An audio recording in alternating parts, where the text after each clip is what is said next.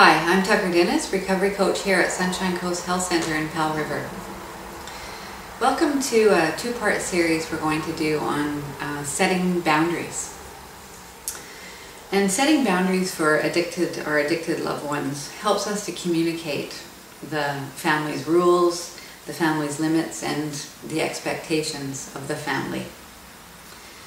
And as you may have read, perhaps if you've researched this topic or have already done some boundary setting for yourself, having boundaries is a healthy practice for the family as a whole.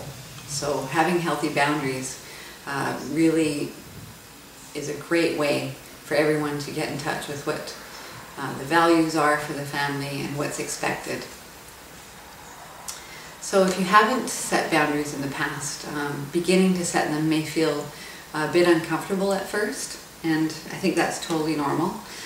As with anything, when we're trying something new or trying to institute a new practice, it feels foreign and uncomfortable, and perhaps it doesn't work exactly the way we hope it will initially, but just sticking with it and honoring the boundaries that you decide to set is very important.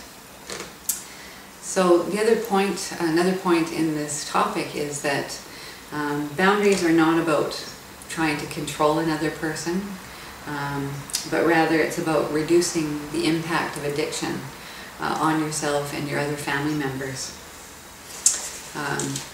Sometimes when we're angry, we'll say things out of that anger, and then not have the ability or the inclination to follow through on what we've maybe said in anger. So that's just a good point to remember. As you know, when you've been living with someone in active addiction, it can take a toll on your health, on your sense of self, and on your self-worth. So setting boundaries is another great way to start to regain some of those qualities in your life. And when we're in the midst of sort of the chaos of active addiction, we may forget that we do have the right to set these boundaries, that we have a right to having peace of mind, calm, and respectful behavior in our homes. So setting boundaries helps us to remember those things, and to remember that we deserve to live in a healthy, balanced, respectful environment. So boundaries will help you to bring the focus back to yourself, to your family, and to stop living in a state of anxiety, and they'll help you to create that secure, peaceful, safe home that you desire. So some of the advantages of setting boundaries. Just sort of in closing, I thought I'd cap off a couple of advantages.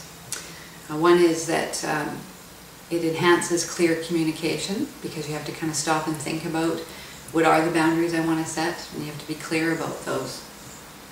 It helps to reestablish the self-respect and integrity of your family.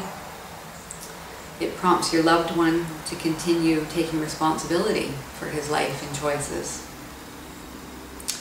It helps you to detach and keep the focus on yourself. And it just helps your family in general to focus on their values, their plans, and their future goals. So thank you for joining me today, and we'll see you again next time.